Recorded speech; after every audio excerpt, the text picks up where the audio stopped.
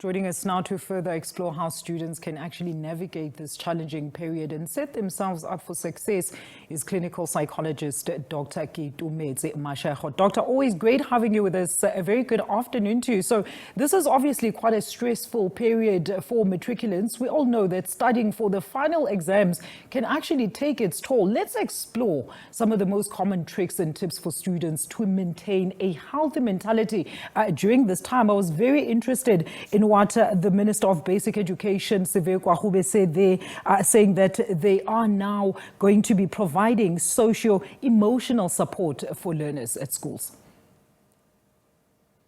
Thank you for having me. Good afternoon to your listeners. The first thing that learners should bear in mind is that, the years of schooling is culminating to this point, but whatever the outcome does not define them. I think it's really important to stress that point because, results do not define who you are as a person, who you are as a human being. They are important, of course, but there is more to life than, what it is, the outcome of these results. That being said, it's important to also note that long-term memory is always with us. So, when you are going into that exam room, to always bear in mind that it is always with you. So you might get into the exam room and feel like you've forgotten everything or feel like you blank. But when that happens, you must know that it's because of anxiety. And then what you really need to do is to take a breath so that you're present in the room so that you can access your long-term memory. And that first question, if they ask you something that throws you off balance, please don't be stuck on that. They look at it and you might find it's 2 points. So move on to the next one so that you don't lose points in trying to figure out the 2 points. And also you do know something. You might feel like, they're asking you the 7 colors of the rainbow and you know 6. It's okay to list the 6 and, come back and list the 1 if it does come back to you. But I think it's really important for them to note that the only thing you're in control of is your mind. And in that moment, if you're feeling like you're out of control, it also means that you're holding your breath. So It literally means, you need to breathe so that you're present so you can access the long-term memory, but also that you can access what you know. And also, calmly answer and give the perspective that you want to give so that you can move on to the next question and answer as many as possible to the best of your ability.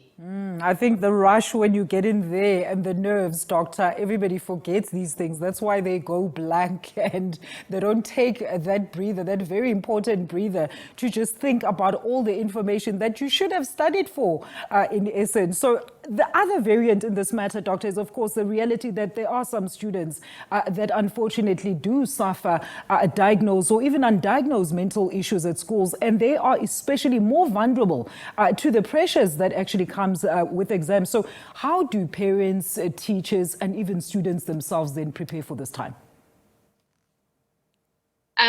Everything that you've been preparing for is relevant in this time, and therefore do not take it for granted. But those who struggle or those who are prone to struggle with all sorts of mental health challenges in this time, my view is they should then make sure that they get the help that they need in this time, meaning that if they take medication, they should make sure that they're taking that medication when they go into that exam room, but also to bring in the coping strategies that they would have been taught in the sessions they would have had with whoever it is that's supporting them. But the parents to also help them balance, just the expectations from society, but from themselves, from peer pressure, but also the expectations of the parents need to be managed, the caregivers. So I'm of view that the people who are known to be struggling, they need to just, before the exam, be prepared for it so they're present in the moment so they can deliver to the best of their ability.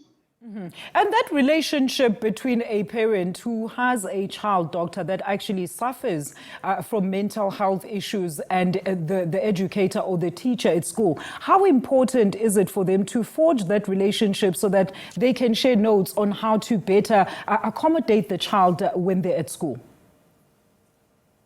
Firstly, the parent or the caregiver needs to embrace the reality of their child, to understand that some children are prone to, mental health challenges like your depression, your anxiety, and it doesn't mean that necessarily that they failed as parents. That's just their predisposition. So I think the first step is to embrace that your child struggles with this, and to make sure that, the teacher is aware, and to not be embarrassed that you need to also inform, the support staff at the school so that they can better support your child. For example, if they do tend to get a little bit panicky during the exam, someone just to say to them, remember the exercise, the breathing exercises, so that they can do that to be calm and to be able to take that exam. But the important step is for them to embrace the reality of their child and to understand that mental health challenges are, similar to your physical challenges, that it doesn't mean that your child is weak or crazy, or that you are weak or crazy. It just means that this is something that you need to navigate in this life with your child, and your support can go really a mile in this type of scenario.